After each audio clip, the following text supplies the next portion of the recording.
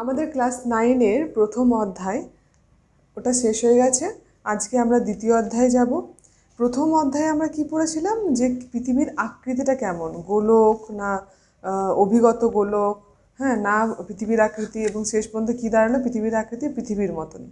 এইবারে আমরা দেখব যে পৃথিবী যে আকৃতিটা জানলাম, এবারে পৃথিবীর গতিসমূহটা কেমন, মানে গতি বা পৃথিবী কিভাবে নিজের অক্ষে চারিদিকে ঘুরছে, না পৃথিবী কেন্দ্রে রয়েছে না সূর্য কেন্দ্রে রয়েছে, এই নিয়ে বিভিন্ন ধারণা ছিল আগেকার দিনে।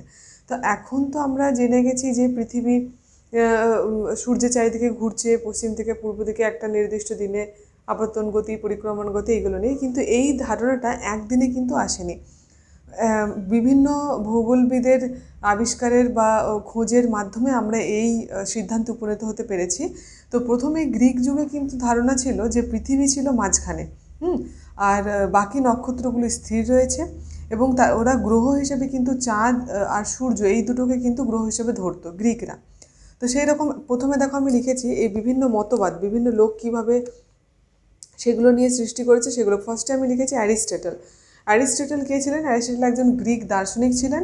তিনি দেখেছিলেন যে, তিনি বলেছিলেন যে এটা আমাদের সৌরজগতে বা মহাকাশে কিন্তু পৃথিবী কেন্দ্রিক ব্যাপার, মানে মাঝখানে পৃথিবী এবং চারিদিকে সূর্য ঘুরছে, এইরকম একটা ধারণা কিন্তু দিয়েছিলেন। ঠিক আছে।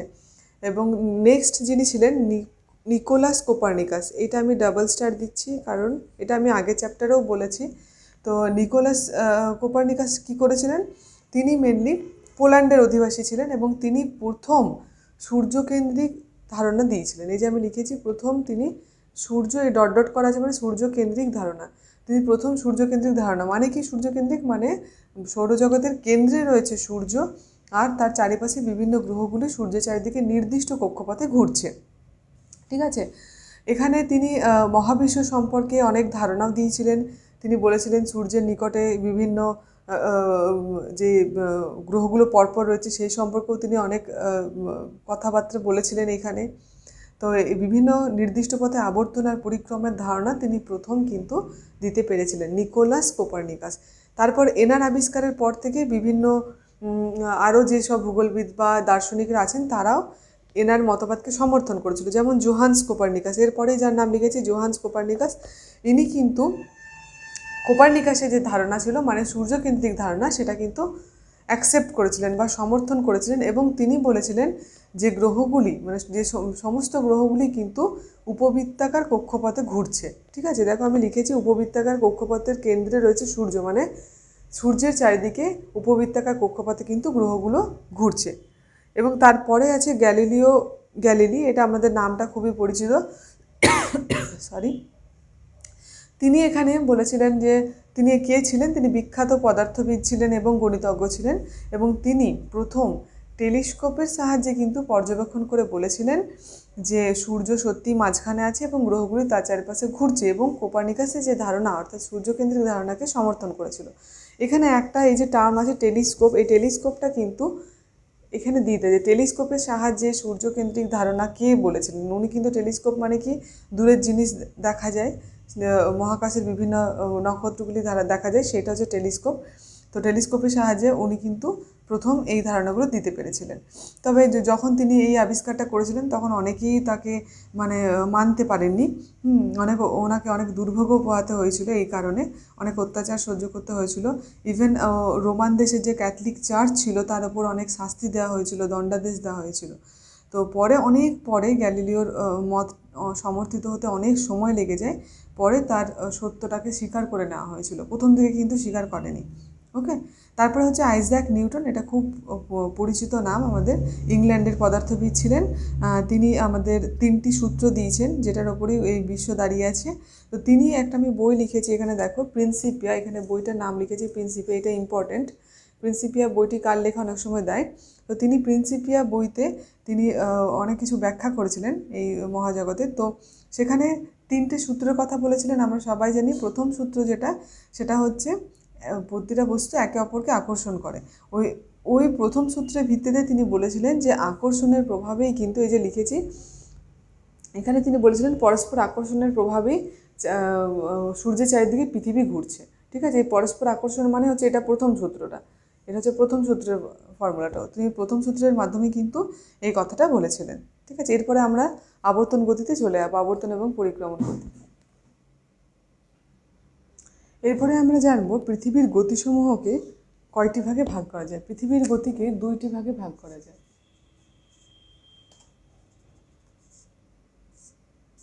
একটা হচ্ছে আবর্তন গতি, একটা হচ্ছে পরিক্রমণ গতি।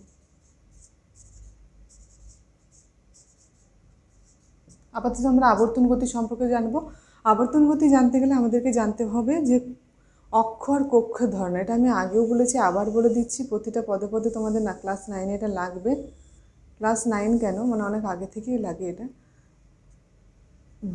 যখন উত্তর এবং দক্ষিণ রেখা বিন্দু বরাবর যে রেখাটা হয়, মানে উত্তর মেরু এবং দক্ষিণ মেরু বিন্দু বরাবর যে রেখাকে যুক্ত করা হয় এবং মাঝখানে একদম বিন্দু বরাবর হবে, হ্যাঁ, মাঝখানে যে সেন্টারটা সেই বরাবর, সেটাকে বলছে অক্ষ। আর কক্ষ বলছে পূর্ব পশ্চিমটা যখন বিন্দু বরাবর যুক্ত হচ্ছে সেটা হচ্ছে পূর্ব, এইরকম। হ্যাঁ, এটা আমি মাঝখানে করলাম, বিন্দুটা এখানে করো তাহলে বেটার হবে। ঠিক আছে, তাহলে এইটা হচ্ছে অক্ষ, এই ধারণাটা হচ্ছে অক্ষ, আর এইটা হচ্ছে কক্ষ। ওকে, এবারে বলছে দেখো যে পৃথিবী এই কক্ষতলের সঙ্গে 66.5 ডিগ্রি হেলে থাকে। হ্যাঁ, পুরো সোজাভাবে কিন্তু থাকে না, পৃথিবী সবসময় একটা হেলে অবস্থান করে, এরকম করে হেলে অবস্থান করছে। এবং যখন পৃথিবী কক্ষতলের সঙ্গে 66.5 ডিগ্রি হেলে নিজের অক্ষের চারিদিকে পশ্চিম থেকে পূর্ব দিকে আবর্তন করছে এরকমভাবে। এদিকটা কি দিক? পশ্চিম দিক। এটা কি দিক? পূর্ব দিক। পশ্চিম থেকে, এই যে তীর চিহ্নটা দেখো, পশ্চিম থেকে পূর্ব দিকে আবর্তন করছে, সেইটাকে বলা হচ্ছে আবর্তন গতি। ঠিক আছে, আবর্তন গতির আরেকটা নাম আছে, সেটা হচ্ছে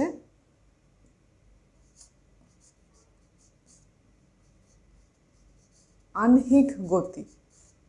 এটা একটা প্রশ্ন আছে 1 বা 2 নম্বরের, সেটা হচ্ছে আবর্তন গতিকে আহ্নিক গতি বলা হয় কেন? ঠিক আছে, কেন বলা হয় না, তার একটা কারণ আছে। কারণ আমরা প্রথমত সেই জন্য আগে জানবো যে আবর্তন গতি হতে পৃথিবীর সময় কত লাগে নিজের অক্ষের চারিদিকে। মানে নিজের অক্ষ মানে কি, এইরকম করে ঘুরছে নিজের অক্ষের চারিদিকে, এরকম করে গোল গোল করে। পৃথিবীর চারিদিকে ঘোরাটা আলাদা, নিজের অক্ষের চারিদিকে ঘুরছে। তো সময় কত লাগছে? 23 ঘন্টা 56 মিনিট। বাংলাতে দেখি,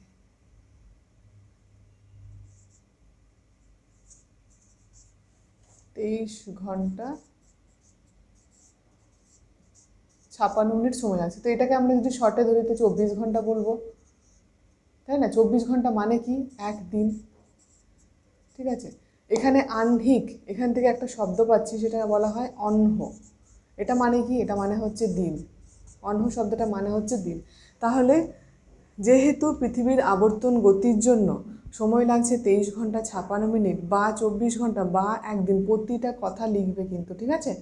ওই জন্য কি হয় না, একদিন লাগছে বলে আবর্তন গতিকে আহ্নিক গতি বলা হয়। এখানে এটাও তোমরা তুলে দেবে, অহ্ন শব্দের অর্থ হলো দিন, এটা কিন্তু তুলে দিও। তাহলে আবর্তন গতির যদি আমরা দেখলাম, আবর্তন গতি অক্ষের চারদিকে ঘুরছে, কোন দিকে, দিকটা কি? পশ্চিম থেকে পূর্ব দিকে। এর সময় কত লাগছে? 23 ঘন্টা 56 মিনিট বা এটাকে 24 ঘন্টা বা একদিন আমরা ধরে নিই। কেন? আমাদের সুবিধার জন্য। আমরা যদি একদিনে 23 ঘন্টা 56 মিনিট ধরতাম তাহলে আমাদের সব কিছু করতে খুব, মানে সব কিছু হিসাব নিকাশ করতে খুব অসুবিধা হতো, ওই জন্য আমরা 24 ঘন্টা ধরে নিই। এরপরে হচ্ছে আমরা আবর্তনের যে গতিবেগ, এই যে ঘুরছে কোনো একটা পদার্থ ঘুরলে তার তো গতিবেগ থাকে, গতিবেগ সম্পর্কে জানবো। তো প্রথমে আমরা জানবো গতিবেগ। জানতে গেলে প্রথমে গতিবেগের ফর্মুলাটা কি? গতিবেগের ফর্মুলা হচ্ছে কি?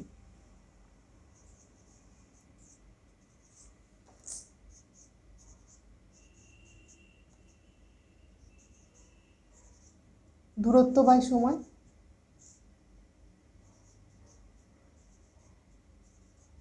তাই তো, গতিবেগ মানে কি? দূরত্ব বাই সময়। তো এইটার দূরত্ব কত? এই যে পৃথিবী ঘুরছে, যদি মাঝ বরাবর যায়, এই দূরত্ব কত? এই দূরত্বতে এইটার পরিধি আমরা জানি, এটার পরিধি কত? 40,000। ঠিক আছে, একবার পুরোপুরি, এক পাক পুরোপুরি পৃথিবীর গোলের চারিদিকটা হচ্ছে 40,000 কিলোমিটার। ঠিক আছে, তাহলে আমরা দেখব 40,000 কিলোমিটার আমি এখানে যদি বসাই, সময় কত লাগছে? 24 ঘন্টা, মানে একদিন। এটা এটা ওর এক পাক পুরোপুরি ঘুরতে 24 ঘন্টা লাগছে।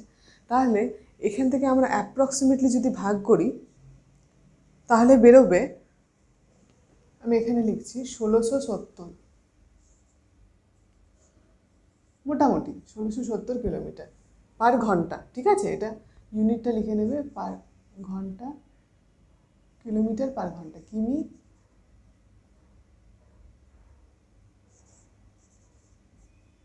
পার ঘন্টা। এটা হচ্ছে তার গতিবেগ। ওকে, তাহলে এটা কোথায়, কোন জায়গার গতিবেগ হবে? এই মাঝখান বরাবর। দাঁড়াও মুছি। তাহলে পৃথিবীর সব জায়গায় কিন্তু গতিবেগ সমান। আমি যদি এখানে এরকম করে এঁকে দেখাই,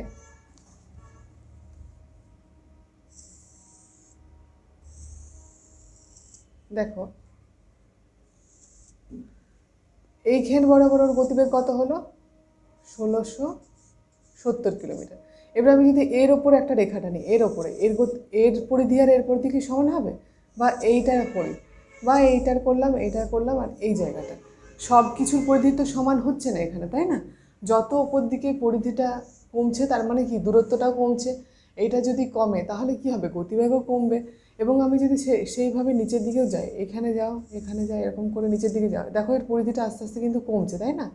তাহলে পরিধি বা দূরত্ব যদি কমে তাহলে অটোমেটিকলি গতিও কমবে। তার মানে এই দিক সব থেকে বেশি গতিবেগ হবে নিরক্ষরেখার ওপর, সব থেকে বেশি। ওকে, আর যত ওপর দিকে যাওয়া হবে গতিবেগ কমবে। গতিবেগ কত হচ্ছে? কমবে। কেন? কারণ ওইদিকে, কারণ পরিধিটা, এখানে দূরত্বটা কমছে, যত দূরত্ব কমবে ওপর দিকে যেতে গেলে এখানে মোটামুটি 1540 কিলোমিটার হবে, এখানে যেখানে 1670 হচ্ছে ওপর দিকে কমতে থাকবে। এবং মেরুর কাছে, অর্থাৎ এইখানে মেরু বিন্দুতে কিন্তু কি হয়, এটা বিন্দুতে পরিণত হয়, আমরা জানি, যেটাকে 90 ডিগ্রি ধরা হয়, 90 ডিগ্রি নর্থ, 90 ডিগ্রি সাউথ। এখানে তো ভ্যালু কত? 0। ওখানে কিন্তু কোনো রকম দূরত্ব হয় না। কেমন হয়? জাস্ট একটা বিন্দু, এরকম একটা বিন্দু। তাহলে ওখানে যদি দূরত্ব না থাকে তার মানে কি এখানটা 0, 0/24 ঘন্টা মানে কি একদম 0 বেরোবে। তাহলে ওই জায়গাতে দূরত্ব কি হবে? 0। এইসব জায়গাতে কি হয়? দূরত্ব নয়, সরি, গতিবেগ, আবর্তনের বেগ 0। তাহলে এখানেও 0 হবে। তাহলে আবর্তন বেগ সম্পর্কে ধারণা হলো। যে এখান থেকে একটা প্রশ্ন আসে যে নিরক্ষরেখা থেকে মেরুদ্বয়ের দিকে আবর্তন বেগ কমে যায় কেন? ওই জন্য আমি এত ডিটেলসে বোঝালাম।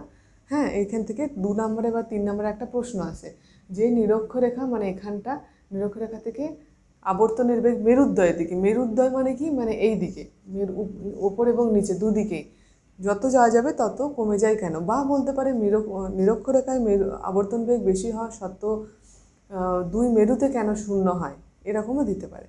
এবং সেক্ষেত্রে আবর্তন বেগটা শর্ট কোশ্চেনের জন্য মুখস্থ রাখবে। তাহলে আমরা এখানে আবর্তন বেগ সম্পর্কে এতগুলো জানলাম, যে আবর্তন বেগ কাকে বলে, সংজ্ঞা প্রথমে পড়বো। আবর্তন বেগকে আহ্নিক গতি কেন বলা হয় 2 নম্বরের, এটা পড়বো। আবর্তনের দিক, কত সময় লাগছে, এবং আবর্তনের গতিবেগ 2 থেকে 3 নম্বরে কিন্তু আসে প্রশ্নটা। হ্যাঁ, এরপরে আমরা 3টে প্রশ্ন দেখব, এগুলো কনসেপচুয়াল প্রশ্ন। হ্যাঁ, একটা হচ্ছে আবর্তন বেগ আমরা অনুভব করি না কেন, আবর্তন হঠাৎ থেমে গেলে কি হবে, আর আবর্তন বন্ধ হলে কি হবে। তাহলে আমরা প্রথমটা দেখি, আবর্তন বেগ অনুভব করি না কেন আমরা। কারণ আমরা একটা এক্সাম্পল নেব, যে ধরো ট্রেনে আমরা যাতায়াত করছি, তো ট্রেনে যদি দরজা জানলা তুমি বন্ধ রাখো তাহলে কি হবে? তাহলে তুমি বুঝতে পারবে না যে তুমি যাচ্ছ কোথাও, মানে কোন দিকে যাচ্ছ বোঝা যায় না, যে আমি আমার পেছন দিকে, সামনের দিকে এগোচ্ছে না পেছন দিকে এগোচ্ছে বোঝা যায় না। কিন্তু তুমি সেক্ষেত্রে যদি দরজা জানলাগুলো খুলে দাও তাহলে দেখবে তুমি যখন এগোচ্ছ, তোমার সাথে তুমি এদিকে এগোচ্ছ, এবং যখন তুমি জানলা দিয়ে দেখছো, জানলাগুলোর দৃশ্যগুলো কোন দিকে, এদিকে এদিকে সরে যাবে, তাই না? জানলার দিকে যে দৃশ্যগুলো, গাছপালা, ঘরবাড়ি সব পেছন দিকে ছিটকে ছিটকে যাবে, এরকম। আবার যদি দেখো যে 2টো ট্রেন একসঙ্গে যাচ্ছে, পাশাপাশি ট্রেন যদি তুমি যেতে দেখো কখনো, তাহলে যদি একে অপরের দিকে তাকিয়ে থাকো, মানে তুমি ধরো এই ট্রেনে আছো, আর একজন ধরো বি ট্রেনে আছে, তুমি এ ট্রেনে বসে এখানে জানলা দিয়ে বি ট্রেনকে দেখছো, এবং বি ট্রেনের লোক যদি এ ট্রেনকে দেখে, তাহলে তুমি খেয়াল করবে তখন বোঝা যাবে ট্রেন দুটি যেন থেমে আছে কোনো প্ল্যাটফর্মে। ওটা বোঝা যায় না যে তুমি এগোচ্ছো একসাথে। তো এইরকম ট্রেনের মতো আমরা যদি পৃথিবীকে ধরি, পৃথিবীর ক্ষেত্রে সেম। পৃথিবী যখন ঘুরছে তখন কি হয়, পৃথিবীর চারিদিকে পৃথিবীর চারিদিকে যে গাছ গাছপালা ঘর বাড়ি সব কিছু নিয়ে ঘুরছে, তাই না? হ্যাঁ, তো ওই জন্য কী হচ্ছে, এগুলো সবগুলোই মুভমেন্ট করছে যখন পৃথিবী ঘুরছে, ওগুলোকে ছেড়ে তো ঘুরছে না। তো তার ফলে কী হচ্ছে, বোঝা যাচ্ছে না যে পৃথিবী ঘুরছে, ওই জন্য আমরা বুঝতে পারি না যে পৃথিবী ঘুরছে। এবং আমরা যেহেতু মহাশূন্য, বাইরের মহাশূন্যটা দেখতে পাই না পৃথিবীতে থেকে, ওই জন্য আমরা আবর্তন বেগটা পরিষ্কারভাবে বুঝতে পারি না। আমাদের সাথে সমস্ত কিছুই ঘোরে, ঘর বাড়ি থেকে শুরু করে নিচ সব কিছুই একসাথে ঘুরছে। ওই জন্যই এইটা হচ্ছে যে কেন আমরা আবর্তন বেগ অনুভব করি না। এবারে দ্বিতীয় প্রশ্ন বলছে, যদি হঠাৎ থেমে যায় তাহলে কি হবে? পৃথিবীর ঘোরাটা বা আবর্তনটা যদি হঠাৎ থেমে যায় তাহলে কি হবে? কারণ আমরা কি জানি, এই যে একটু আগে বলেছি যে আমরা পশ্চিম থেকে পূর্ব দিকে ঘুরছি, তাহলে যদি হঠাৎ থেমে যায় তাহলে ঘুরতে ঘুরতে এরকম করে পূর্ব দিকে ছিটকে পড়বে সব কিছু, ঠিক আছে? পৃথিবীর ওপরে বাড়ি গাছপালা পাহাড় পর্বত নিমেষে সমস্ত গুঁড়ো গুঁড়ো হয়ে পড়ে পূর্ব দিকে ছিটকে যাবে। দিকটা মাথায় রাখবে, যেহেতু পশ্চিম থেকে পূর্ব দিকে ঘুরছে, এরকম ঘুরতে ঘুরতে এরকম করে পূর্ব দিকে ছিটকে পড়বে। এটা হলো দ্বিতীয় প্রশ্নের উত্তর। 3 নম্বর পড়ছে, আবর্তনটাই যদি বন্ধ হয়ে যায়, পৃথিবীর ঘোরাটা যদি ওটাই বন্ধ হয়ে যায় তাহলে কি হবে? তাহলে আমরা জানতে পারবো যখন আমরা ফলাফল পড়বো, যদি আবর্তন বেগের ফলে মেনলি কি হয়। আবর্তন বেগের ফলাফলের প্রথম পয়েন্টটি আমরা পড়াবো নেক্সট দিনে, এটা হচ্ছে দিন রাত্রি হয়, ঠিক আছে? আবর্তন বেগের ফলে কি হয়? দিন রাত্রি হয়। এবার আবর্তন বেগ যদি না হয় তাহলে কি হবে? যে দিনটা সূর্যের কাছে থাকবে, যে জায়গাটা, সেটা চিরদিন হবে এবং অপোজিট দিকটা চিররাত হবে। মানে ধরো এইখানে যদি সূর্য থাকে, ধরো এখানে আমি একটা ছবি আঁকছি, এটা পৃথিবী, এদিকে রয়েছে সূর্যটা, ঠিক আছে? এদিকে সূর্যটা রয়েছে, এ ঘুরবে না, এ একদম স্থির রয়েছে। তাহলে কি হবে? এই দিকটা পুরোপুরি দিন রয়ে যাবে, কিছুই হবে না, চেঞ্জ হবে না, কারণ না ঘুরলে তো চেঞ্জটা হবে না। আর এই পুরোপুরি রাত থাকবে। এইটা হয়ে যাচ্ছে আবর্তনগুলো বন্ধ হলে কী হবে, যদি না হয় তাহলে। আর হঠাৎ থেমে গেলে ওটা কিন্তু আলাদা উত্তর, ঠিক আছে? তাহলে এইগুলো হচ্ছে বিভিন্ন কনসেপচুয়াল প্রশ্ন। আরও কিছু প্রশ্ন আছে, সেগুলো আমরা পরের দিন আবর্তন বেগের যে ফলাফল সেগুলোর সাথে আলোচনা করব, আর পরিক্রমণ বেগও শুরু করব। Thank you. ক্লাস 9-এর প্রথম চ্যাপ্টার আমি শেষ করেছিলাম। তোমাদের প্রথম চ্যাপ্টারের সমস্ত পড়ানোর পর আমি কিছু প্রশ্নপত্র দেবো আজকে। তো প্রথমে আমরা 5 নম্বরের কী প্রশ্ন আসতে পারে সেগুলো দেখে নেব। দেখো এখানে কিছু প্রশ্ন লিখেছি। প্রথমে রয়েছে, পৃথিবীর গোলীয় আকৃতির সাপেক্ষে প্রমাণ দাও। তাহলে একদম প্রথমে যেগুলো পড়িয়েছিলাম, গোলীয় আকৃতির সাপেক্ষে মানে সমুদ্রে নাবিক অভিযান, দিগন্ত রেখা, তারপরে সব জায়গায় একই সময় সূর্যোদয় সূর্যাস্ত হয় না, এইগুলো হচ্ছে ওই সমস্ত 5টা পয়েন্ট। যদি 5 নম্বরের আসে তাহলে 5টা পয়েন্ট দেবে, এবং প্রতিটাতে কিন্তু ছবি অবশ্যই থাকবে, ঠিক আছে?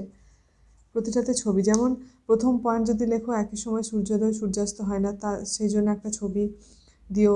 তারপরে ধরো একটা দিগন্ত রেখা ছবি দেবে, গোলাকার সমুদ্রপৃষ্ঠে ছবি দেবে। তোমাদের নিজস্ব স্কুল থেকে যে বইগুলো প্রোভাইড করা হয়েছে সেখানে খুব সুন্দর সুন্দর ছোট্ট করে ডায়াগ্রাম রয়েছে। আর যদি একান্তই কারোর বইয়ে ক্লিয়ার ছবি না থাকে তাহলে ভিডিওগুলোতে দেখবে আমি যেভাবে এঁকেছি সেভাবে আঁকার চেষ্টা করবে। খুব সিম্পল ওয়েতে প্রতিটা লেখার মাঝে দেওয়ার চেষ্টা করবে। এরকমভাবে ধরো তুমি লিখছো, 1 নম্বর পয়েন্ট লিখছো, এখানে হেডিং দিলে একই সময় সূর্যোদয় সূর্যাস্ত হয় না, তারপর কোলন দিয়ে তারপর ব্যাপারটা লিখলে কি হলো, তারপর এখানে ছোট্ট করে একটা বক্সের মধ্যে ছবি দিয়ে দিও, তাহলে রিপ্রেজেন্টেশন ভালো হবে। অথবা তুমি যদি নিচে না দিতে চাও তাহলে আরেকটা কাজ করতে পারো, তুমি লেখার পাশে, খাতার পাশে এইখানটাতে তুমি যদি দিয়ে দিতে পারো ছবি আকারে, তাহলেও কিন্তু হবে।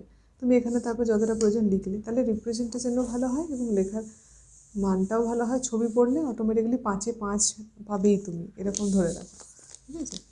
এরপরে হচ্ছে দ্বিতীয় প্রশ্ন, পৃথিবীর অভিগত গোলক আকৃতির সাপেক্ষে প্রমাণ। অভিগত গোলক মানে ওই মেরু ব্যাস আর নিরক্ষীয় ব্যাসের মধ্যে পার্থক্য, ওজনগত পার্থক্য, যেগুলো দেখবে 4টে কি 5টা মতো পয়েন্ট লিখেছিলাম, 4টে হলেও তোমরা ওগুলোর ক্ষেত্রে ছবিটা একটু কম, তবে এখানে তোমরা ছবি দিতে পারো ওই নিরক্ষীয় ব্যাসের পার্থক্যটা, পৃথিবীর একটা গোল এঁকে তার মধ্যে নিরক্ষীয় ব্যাস, আর এরকমভাবে পৃথিবী করলে পৃথিবীর মধ্যে ওখানে নিরক্ষীয় ব্যাসটা দেখালে, এটা দেখালে একটু চ্যাপ্টা প্রকৃতির করবে, এটা গোল হয়ে গেল, একটু চ্যাপ্টা প্রকৃতির করে সেখানে ব্যাসের পার্থক্যটা দেখাবে, যে 43 কিলোমিটার পার্থক্য রয়েছে, সেটা একটু দেখাতে পারো। বাকি হয়তো ছবিগুলো হচ্ছে না, কারণ পয়েন্ট ভিত্তিক ছবি এখানে খুব বেশি হবে না এইটাতে, ঠিক আছে? এরপর হচ্ছে পৃথিবী মানুষের বাসযোগ্য হয়ে ওঠার কারণ। বা আবাসস্থল রূপে পৃথিবী হওয়ার কারণ কি কি। তো ওই যে জলের উপস্থিতি, বায়ুমণ্ডলের উপস্থিতি, উষ্ণতা, এই যে পয়েন্টগুলো সেইগুলো তোমাদের 5টা পয়েন্ট করিয়েছিলাম। ওই 5টা পয়েন্ট দিয়ে এবং প্রত্যেকটা পয়েন্টের ব্যাখ্যামূলক করলে 5-এ 5 তোমরা পেয়ে যাবে। এবারে 4 নম্বর রয়েছে জিপিএস কি, এর ব্যবহারগুলি লেখো। প্রথমে জিপিএস কিতে সংজ্ঞা দেবে। যদি শুধু বলা হয় যে ব্যবহারগুলিকে লেখো, তাহলে কিন্তু 5 নম্বরে শুধু ব্যবহার সাধারণত দেয় না। এটা মেনলি ব্যবহারগুলি 2 বা 3 সাধারণত আসে। যদি 5-এ দেয় তাহলে এরকমভাবে জিপিএস এর ফুল ফর্ম কি বা জিপিএস এর সংজ্ঞাটা লেখো, এরকমভাবেও দিতে পারে। ফুল ফর্মটা যদি কি, তাহলে এখানে যদি এরকম থাকে যে জিপিএস কি, তাহলেও কিন্তু তোমরা লিখবে ফুল ফর্মটা গ্লোবাল পজিশনিং সিস্টেম। আর ওটাও লিখে দেবে যে কি মানে ব্যাপারটা কি, কাকে বলে, সংজ্ঞাটা তোমরা কিন্তু অবশ্যই লিখবে। এগুলো হয়ে গেলো 5 নম্বরের। এখান থেকে ইম্পর্টেন্ট কিছু 5 নম্বরের প্রশ্ন বললাম। এরপর আমরা চলে যাবো 3 নম্বরের প্রশ্ন। 3 নম্বরের প্রশ্নগুলোর মধ্যে দেখো, প্রথমে দিয়েছে পৃথিবী অভিগত গোলক হলো কেন, বা মেরুদ্বয় চাপা কেন। দুভাবেই আসতে পারে, মেরুদ্বয় চাপা কেন বলতে পারে, বা বলতে পারে নিরক্ষীয় অঞ্চল স্ফীত হলো কেন বলতে পারে, বা অভিগত গোলক হলো কেন। আমরা তাহলে ওই ওই কারণগুলো ছিল যে আবর্তন গতি এবং বিমুখ বল, এই দুটি কারণেই মেনলি ওই পৃথিবীর মধ্যভাগটা ফাঁপা হয়েছিল। এরকম করে একটা ছবি এঁকে দিও। প্রথমে একটা গোলাকৃতি করবে, ঠিক আছে? তারপর আস্তে আস্তে মাঝখানটা একটু চওড়া করে দিও। এইখানটা একটু, আমি একটু অন্য পেনে দেখাই তোমাদের। এরকম করে তারপরে একটা করে তোমরা এরকমভাবে একটু চাপা চাপা প্রকৃতি দেখিয়ে দিও, যাতে পার্থক্যটা বোঝা যায়। মোটামুটি একটু রাফলি এরকম করে দেখিয়ে দিও যে এরকম ঘুরতে ঘুরতে এই প্রকৃতিটা স্ফীত হয়ে গেছে এবং এই দিকটা চাপা হয়ে গেছে। এরকম একটা রাফলি একটা ছবি তোমরা কিন্তু দেখিয়ে দিও, তাহলেই হবে। এবং কারণগুলো অবশ্যই লিখতে হবে, কিন্তু প্রত্যেকটা কারণ এখানে লিখতে হবে যে কী কী কারণে হয়েছিল। এরপরে দেখো বলছে জিওডের ধারণাটি। জিওড খুব ইম্পর্টেন্ট। জিওডটা মানে আমি ভেরি ভেরি ইম্পর্টেন্ট বলে দিলাম তোমাদেরকে। জিওড খুব আসে এবং তার সঙ্গেও কিন্তু অবশ্যই ছবি থাকবে। ছবি কেমন হবে জিওডের ছবি? জিওডের ছবি তোমাদের বোঝানোর সময়ও বলেছি একবার, হ্যাঁ, যে একটা পুরো গোল করবে তোমরা, পুরো সম্পূর্ণ গোল একটা করবে, আর একটা হচ্ছে পুরো গোল করবে না। এটা সম্পূর্ণ গোল করলে একটা,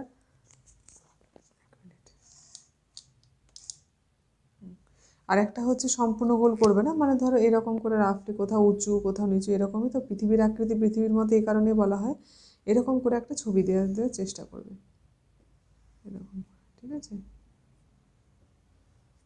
তাহলে এইটা হচ্ছে পৃথিবীর আকৃতি, এবং এখানে উঁচু নিচু এবং সেখানে নিচে লিখে দেবে যে এটাই জিওড, পৃথিবীর আকৃতি পৃথিবীর মতো। বা এটা দুভাবেও দিতে পারে। এই যে প্রশ্নটা বললাম না যে জিওড, এটা বলতে পারে যে পৃথিবীর আকৃতি পৃথিবীর মতো হলো কেন। এই প্রশ্নটাও কিন্তু বলতে পারে তোমাদের, পৃথিবীর আকৃতি পৃথিবীর মতো হলো কেন। পৃথিবীর আকৃতি পৃথিবীর মতো হলো কেন, এটার উত্তরটাও কিছুটা জিওডের মতনই হবে, যে কোথাও উঁচু কোথাও নিচু, একটা বন্ধুর ভূমিরূপ রয়েছে, এভাবে লিখতে হবে। একটা হাইয়েস্ট উচ্চতা দিয়ে দেবে মাউন্ট এভারেস্ট, আর একটা নিম্নতম মারিয়ানা খাত। এই দুটো এক্সাম্পল দিয়ে বলবে যে এই উঁচু নিচু জায়গা সত্ত্বেও অনেক মানে অ্যাকচুয়ালি পৃথিবীর আকৃতিটা এবড়ো খেবড়ো, গোলকের মতো সম্পূর্ণ নয়। যতটা আমরা কম্পাস দিয়ে যতটা মসৃণভাবে গোল আঁকি, অ্যাকচুয়ালি অতটা নয়। কোথাও উঁচু স্থান কোথাও নিচু স্থান রয়েছে, এবং সে পৃথিবীর গোটা গায়ে কিন্তু পাহাড় পর্বত নদী সাগর প্রভৃতি থাকা সত্ত্বেও পৃথিবীর বিষয়টা আমরা মসৃণ ধরে নিই, ঠিক আছে? তো এইগুলো কারণ, এবং আরও কিছু কারণ দিতে পারো।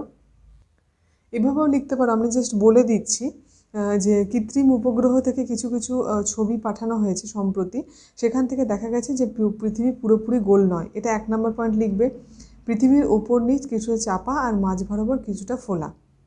এটা 1 নম্বরের মধ্যেই লিখবে। 1 নম্বরের মধ্যে তাহলে হলো পৃথিবী পুরোপুরি গোল নয়, পৃথিবীর ওপর নিচ কিছুটা চাপা আর মাঝ বরাবর কিছুটা ফোলা। 2 নম্বরে লিখবে যে পৃথিবী শুধুমাত্র দক্ষিণ মেরুর দিকই চাপা, উত্তর মেরু অতটা চাপা নয়। এটাও লিখতে পারো। এগুলো সমস্ত ছবির মাধ্যমে প্রমাণিত হয়েছে। এবং এরপরেও বলতে পারো যে দক্ষিণ গোলার্ধের কিছুটা অংশ ফুলে উঠেছে এবং উত্তর গোলার্ধে কিছু মিটার বসে গিয়েছে, মানে কি খুব বেশি আপ ডাউন রয়েছে। এটাই বিভিন্ন ছবির মাধ্যমে আমরা দেখতে পেয়েছি, ইনফরমেশন দিয়েছি, এবং সেখান থেকে আমরা বলতে পারি যে সত্যি পৃথিবীর আকৃতি পৃথিবীর মতো মসৃণ গোল বলা যেতে পারে না, ঠিক আছে? এই কিছু কারণগুলি তোমরা, এই যে আমি বললাম, এগুলো তোমরা একটু পজ করে করে লিখে নেওয়ার চেষ্টা করবে। ওকে ওকে তারপরে দেখো কি বলছে, এরাটোস্থেনিস কীভাবে পৃথিবীর পরিধি নির্ণয় করেছিলেন। আচ্ছা, এরাটোস্থেনিসের এটাও আমি কিন্তু বলেছিলাম, ওই সিয়ান আর আলেকজান্দ্রিয়া দুটি শহরের মাঝখানে কিভাবে তিনি একটা গাণিতিক পদ্ধতিতে তিনি পরিধিতার নির্মাণ করেছিলেন সেটা কিন্তু ছিল, এবং সেখানেও কিন্তু একটা ছোট্ট মতো ছবি এঁকে দিয়েছিলাম, সেই ছবিটা তোমরা কিন্তু করবে, এটার সাথেও কিন্তু ছবি করবে। আচ্ছা, এরপরে হচ্ছে এটার সাথে ছবি থাকলো। এরপরে হচ্ছে Bedford level, very very important, এটাও খুব আসে বেডফোর্ড লেভেল পরীক্ষা, এবং ছবি মাস্ট। এই যে এরকম মতো যে ছবিটা ছিল ওখানে, এরকম মতো একটা ছবি আমি করেছিলাম, এরকম মতো মাঝখানে একটা লম্বা দণ্ড, দুপাশে দুটো ছোট আকৃতির হয়ে যায়, সেম আকৃতির হয়েও ছোট হয়ে যাচ্ছে, এরকম একটা রেখা থাকবে। এটা হচ্ছে বেডফোর্ড লেভেল পরীক্ষা, এটাও কিন্তু তোমাদেরকে করতে হবে খুব ভালোভাবে। আচ্ছা, এরপরে এর মাধ্যমে কি প্রমাণ হয়েছিল, এর মাধ্যমে তিনি কি প্রমাণ করতে পেরেছিলেন যে 1870 সালে যে ওয়ালেস বলে যিনি ছিলেন, তিনি কি প্রমাণ করতে পেরেছিলেন যে না, যদি মাঝখানের দণ্ডটি উঁচু দেখে তিনি বুঝতে পেরেছিলেন যে পৃথিবীর যে ভূপৃষ্ঠ আছে সেটা কিন্তু সমতল নয়, পৃথিবীর ভূপৃষ্ঠ কিছুটা গোলাকৃতি, ওই জন্য মাঝখানের দণ্ডটি উঁচু ছিল, এটাই তিনি প্রমাণ করতে পেরেছিলেন। এরপরে বলছে পাঁচেরটা দেখো, আয়তনে গ্রহদের থেকে ছোট হলেও চাঁদকে আমরা বড় দেখি কেন? কেন দেখি, এটা এরকমভাবে লিখতে পারো, আমি উত্তরটা বলছি, তোমরা একটু যদি লিখতে চাও তাহলে তোমাদের বইয়ে থাকতেই পারে, যদি একান্তই না থাকে তাহলে তোমরা পজ করে লিখে নিও। এভাবে লিখবে, চাঁদ পৃথিবীর একমাত্র উপগ্রহ। পৃথিবীর তুলনায় চাঁদ অনেক ছোট, প্রায় 50 ভাগের 1 ভাগ মাত্র, কিন্তু চাঁদের থেকে পৃথিবীর দূরত্ব মাত্র 3,84,000 কিলোমিটার। ঠিক আছে, এই জন্য চাঁদ আকারে ছোট হলেও স্বল্প দূরত্বে অবস্থান করায় চাঁদকে বড় দেখায়। এরকমভাবে উত্তরটা লিখতে পারো। এটা হচ্ছে দুটো ইনফরমেশন রয়েছে, চাঁদ কত ছোট এটা তোমরা অ্যাড করে নিতে পারো তোমাদের লেখার মধ্যে, চাঁদ কতটা ছোট সেই পরিমাণটা তোমরা লিখে নেবে, যে চাঁদ হচ্ছে অনেক ছোট, পৃথিবীর প্রায় 50/1 ভাগ, এটা তোমরা কিন্তু লিখবে। হ্যাঁ, এইটা। আর দূরত্ব কত চাঁদ থেকে পৃথিবীর মধ্যে, দূরত্ব হচ্ছে 3,84,000 কিলোমিটার, 3,84,000 কিলোমিটার হচ্ছে চাঁদ পৃথিবীর মধ্যে দূরত্ব। এই দুটো ইনফরমেশন অ্যাড করবে। এর পরের প্রশ্নটা দেখো, একই বস্তুকে কুয়ালালামপুর আর লন্ডনে ওজন করলে কি পার্থক্য হবে এবং কেমন? মানে কেমন হবে, মানে কোথায় ভারী হবে কোথায় হালকা হবে, এটাও আমরা অভিগত গোলকের পয়েন্টে পড়েছিলাম যে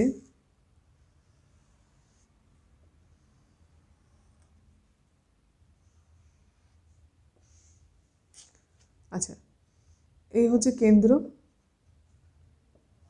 এদিকটা হচ্ছে, এদিকটা বেশি ফাঁপা আছে, তারপরে এদিকে গ্যাপটা অনেক বেশি। এখানে আমরা বলেছিলাম যে যেহেতু কেন্দ্র থেকে যত কাছে জায়গা অবস্থান করবে, ধরো এবিটা অনেক কাছে রয়েছে কেন্দ্র থেকে, তাহলে এর অভিকর্ষজ টানও অনেক বেশি হবে। আর এদিকে সিডি দুটি স্থান যদি আমরা ধরি, এখানে একটা স্থান আর এখানে একটা স্থান, সিডি কিন্তু কেন্দ্র থেকে তুলনামূলকভাবে এবির থেকে দূরে অবস্থান করা, এর অভিকর্ষজ টান কিন্তু কম হবে। তাহলে অভিকর্ষজ টান যদি বেশি হয় তাহলে ওজন বেশি হবে। তাহলে কোন জায়গায় ওজন বেশি হবে?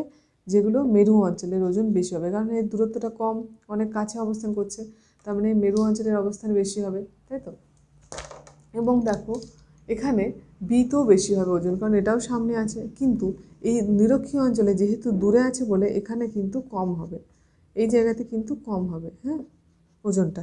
তাহলে এখানে শুধু জানতে হবে সেটা হচ্ছে যে কুয়ালালামপুরটা কোথায় রয়েছে। কুয়ালালামপুরটা হচ্ছে এই নিরক্ষরেখার কোনো জায়গাতে একটা স্থান রয়েছে কুয়ালালামপুর, নিরক্ষরেখার ওপর অবস্থিত হচ্ছে কুয়ালালামপুর। ঠিক আছে, আমি এখানে কে লিখে রাখলাম, নিরক্ষরেখার ওপর অবস্থিত। আর ওদিকে লন্ডন হচ্ছে মেরু রেখার ওপর অবস্থিত, লন্ডন এই রেখাটার ওপর লন্ডন অবস্থিত।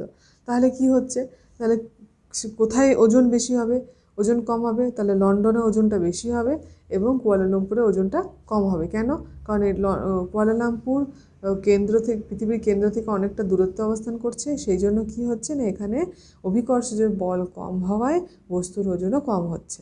এই জন্য একই বস্তু, ধরো 5 কেজি একটা ওজনের বস্তু দু জায়গায় ওজন করলে দু জায়গায় ওজনের মধ্যে পার্থক্য রয়েছে। এখানে 5 কেজি হলে এখানে ধরো 4 কেজি 80 গ্রাম হলো, কমে গেল। ঠিক আছে, ওই জন্য ওজনের পার্থক্য হচ্ছে। এটা এইভাবে লেখার চেষ্টা করবে। ঠিক আছে, এখানে ছবি না, এটা মেনলি ব্যাখ্যামূলক প্রশ্নই হবে, ছবি খুব একটা দেওয়া যাবে না। তো তোমরা এই এতগুলো হলো তোমাদের 3 নম্বরের এবং 5 নম্বরের প্রশ্ন। এছাড়াও 2 নম্বরের প্রচুর প্রশ্ন আছে, সব প্রশ্ন দিইনি, তোমরা তোমাদের বইয়ে প্রচুর প্রশ্ন পেয়ে যাবে। এই হলো প্রথম চ্যাপ্টার পুরোপুরি কমপ্লিট। আমি সমস্ত প্রশ্ন তো দিয়ে দিলাম, এরপরও তোমরা যদি কোনো ডাউট থাকে তাহলে তোমরা জানিও। এরপরে আমরা চলে যাবো দ্বিতীয় চ্যাপ্টারে।